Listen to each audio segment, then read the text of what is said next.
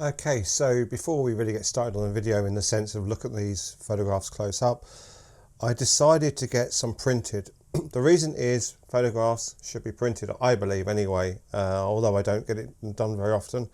And I went to Snapfish, or at least done at Snapfish. Now, does anyone know of really good printers? Now, when I always turn the paper over and see what it says on the back, and it says premium quality, which tells me nothing about the actual paper, about who manufactures it. I remember the day I used to use Fuji Rapid Access paper, and it was absolutely stunning. Now, the shots I tend to get back from Snapfish tend to be pretty okay, but you've got to remember this actual film is quite muted, and there is going to be, when I put the other stuff, I put them on the screen in a minute, you'll see that a bit better, but I just want to go through these and just have a look and see what you think. Now, these ones were taken at night, and I would go more into about what I think about these in a minute. And it's kind of funny holding them to like this and looking at them like this, but that I'm really pleased with. And all these were taken between a 60th of a second 1.8 and, or is it f1.7 1.7 on the Minolta, and 125th. Okay, so, and if you do regularly watch my videos, you would have heard me talk about this in the other actual video.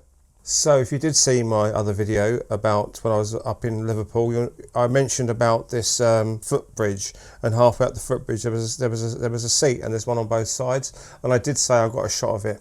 Okay, now what these give me are a really good indication of how I'm going to use them. Now, I'm not going to go through them all, but I'm just going to find you a couple of others. Let's have a quick look. So obviously there's the phone box I went especially to Liverpool for, and again, muted and flat colours. I was kind of expecting this, but that's not an issue.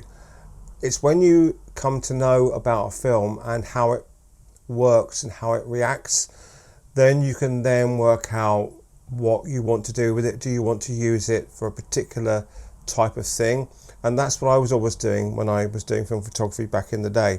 Now, to get a real true characteristic of this type of film, what you need to do is you need to, in a modern day sense, is to have the negatives printed and then scan the prints to give you a realistic look at what they look like in that respect anyway. Okay, so, and also I think there was, let's just go through these quickly, and I'll go through them a bit, a few of them a bit closer up in a minute, and I'll explain to you why and what I would use this film again for. Now I know what it does, and that was in Southport. And again, I don't know if you remember, if you've seen the actual video, I talked about this. I'm actually looking on my screen, they look quite nice, but trust me, they're very muted. And I was talking about the guy doing the pub singing, which was awful. And again, this is actually what I expected from this. So what we'll do now is we'll go over to looking at them on the screen, and I'll talk a bit more about it there. Oh, and a little addition, I forgot about this.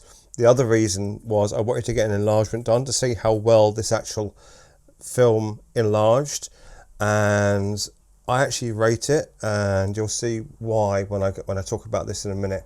But I think you may be able to work out what I think it's going to be good use for. So I'm just going to move it down slightly so you can see. Okay, and then come back up to the top, and I think this is really great. I think the colour rendition is great. I think it's really grungy, and for a 400 ISO film it truly is. Anyway, sorry about that interruption. Let's go back to the video.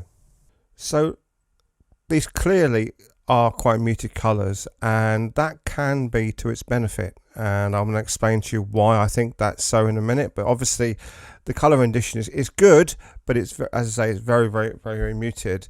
It reminds me of a muted version of Kodak Ultramax, which is obviously their more budget film, 400 ISO, and there's also the Fuji one, has that similarities, but the grain is quite visible on this. Now these scans are high resolution JPEGs, they're not TIFFs, but I just thought I'd explain that to you, so as we're going through you can see what we're looking at. Okay, let's have a look at a few more.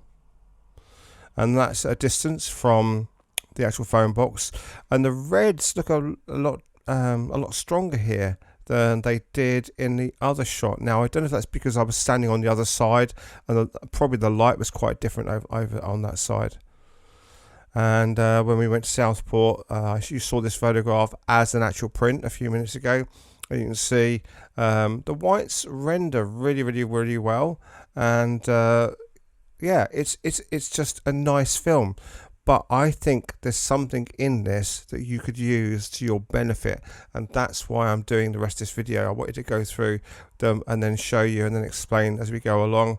And if you've not seen the other video of me going to the OMD phone box and also going to Southport and out to Bold Street, that's in a previous video. And this will give you an indication of what I mean. If this was a ice cream van without these modern, I mean they're not so modern, but the way the design looks really quite modern over here, they weren't so quite modern. You could mistake that for being the 1970s. And I think that's an area that this film could play to. And the reason I say that is because if you were to dress somebody up in 1970s clothes, put them somewhere with a background that is neutral, or I'll give you an example, say like the Lions at Trafalgar Square near there, where you had a nondescript background. So the background was just literally, I don't know, the sky, whatever it may be.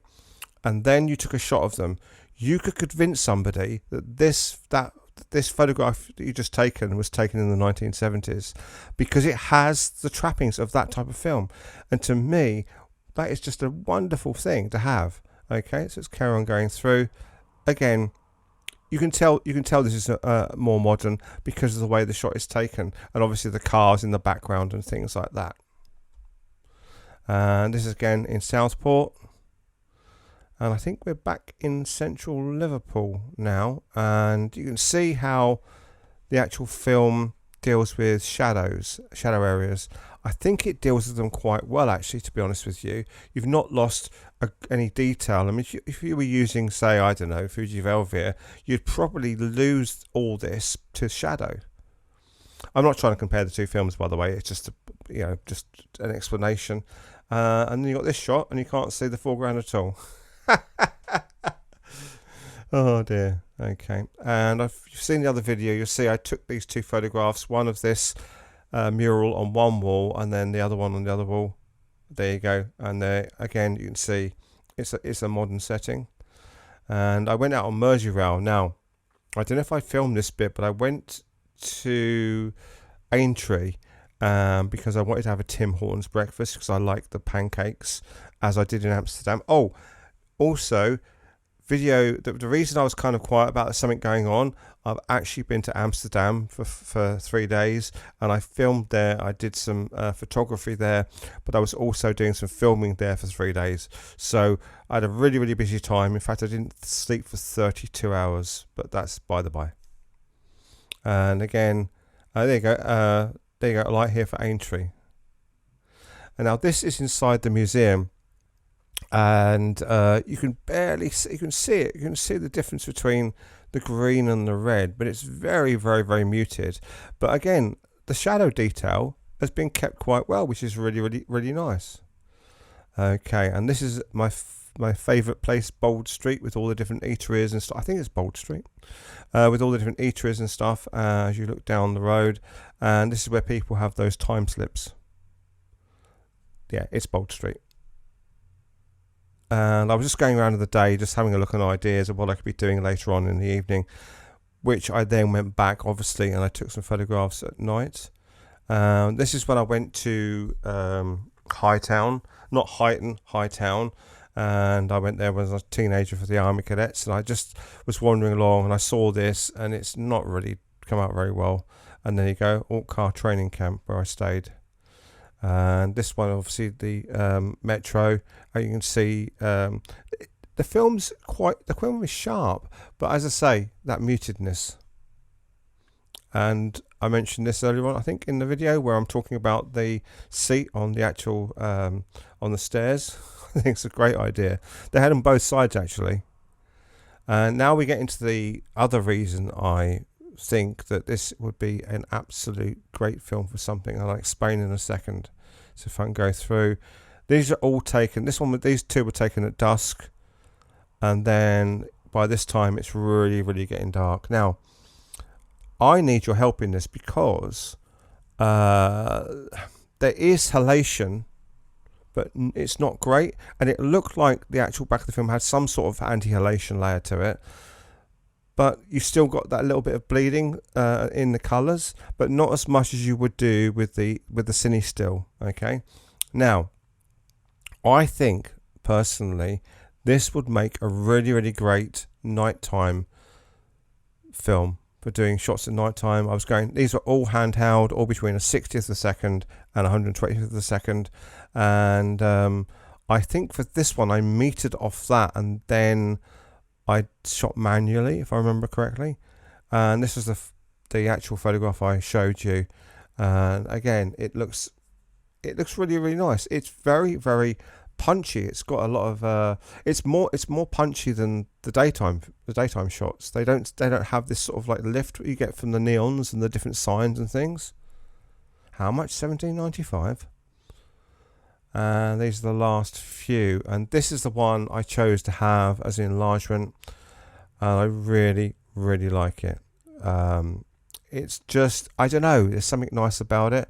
I've had a print done. I'm actually going to get some prints because the reason I'm not filming myself where I'm living is the walls are a bit plain at the moment. I want to put some photographs up, so I'm getting some prints done, and then I'll be doing some more filming of myself. Plus I've ordered a new lens and different equipment and stuff, so that's all coming as well. So anyway, I hope you've enjoyed this video. Don't forget to like, comment, subscribe, and buy me a coffee if you can. There is a link in the description below.